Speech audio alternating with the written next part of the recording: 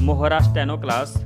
Dear students, यह dictation मुख्य रूप से एसएससी तथा आपका एक मजबूत आधार बनाने में सहायक है।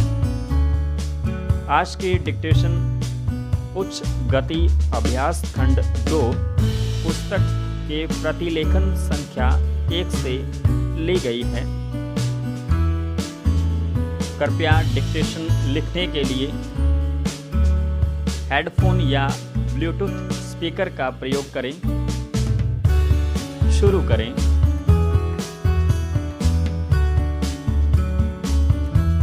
महोदय, पर्यावरण से तात्पर्य किसी एक व्यक्ति के परिवेश से नहीं वरन व्यक्ति के, समाज के, राष्ट्र के और इस सारी पृथ्वी के ही परिवेश से है, जिसका प्रभाव व्यक्ति, समाज, राष्ट्र और सारे विश्व पर पड़ता है। पर्यावरण से तात्पर्य पौधों, नदी, पहाड़ या किसी तंत्र विशेष से नहीं वरन उस समग्र वास्तविकता से है जिस पर मानव मात्र का अस्तित्व और उसका संपूर्ण आध्यात्मिक एवं भौतिक विकास निर्भर है।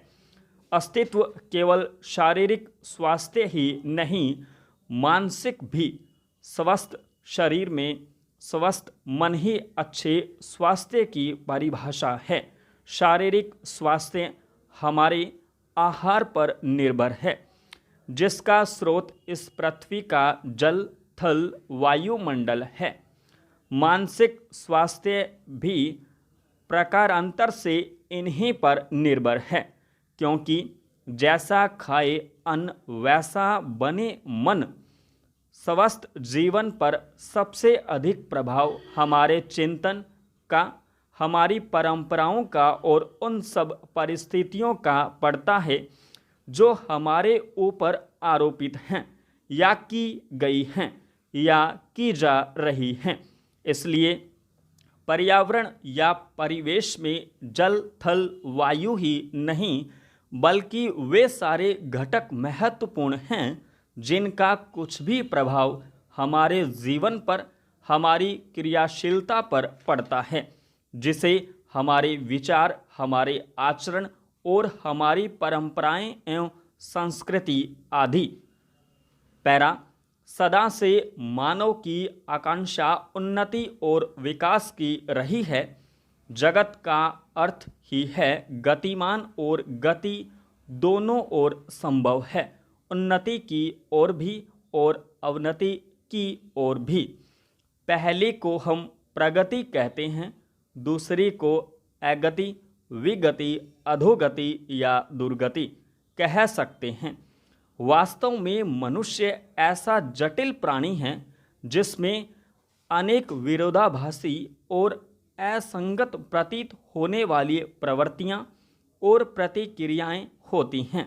वह कानून और व्यवस्था की मांग करता है, किंतु चलचित्र, दूरदर्शन आदि में स्वतः भड़की हिंसा या खेलों में युक्तिपूर्वक की गई हिंसा अथवा अनीति से मंत्र मुग्ध भी हो जाता है।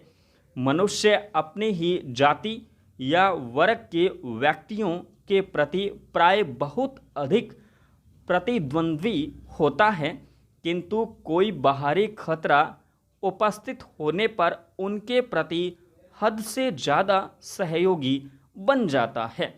वह सड़कों पर या युद्धों में सामूहिक विनाश के प्रति उदासीन रहता है, किंतु किसी खान में फंसे हुए एक व्यक्ति या किसी कुएं में गिरे हुए एक बालक की रक्षा के लिए ढेरों साधन जुटा लेता है।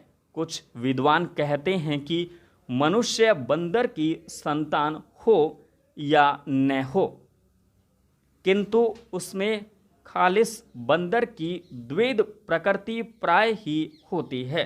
उसमें शाकाहारी बंदरों की भांति वृक्षों में उछल कूद करने की प्रवृत्ति तो होती ही है, साथ ही ऐसे बंदरों की स्वाभाविक जिज्ञासा भी होती है जो अत्यंत संगठित गिरोहों में रहते हैं और भांति भांति का मांस खाने में मज़ा लेते हैं।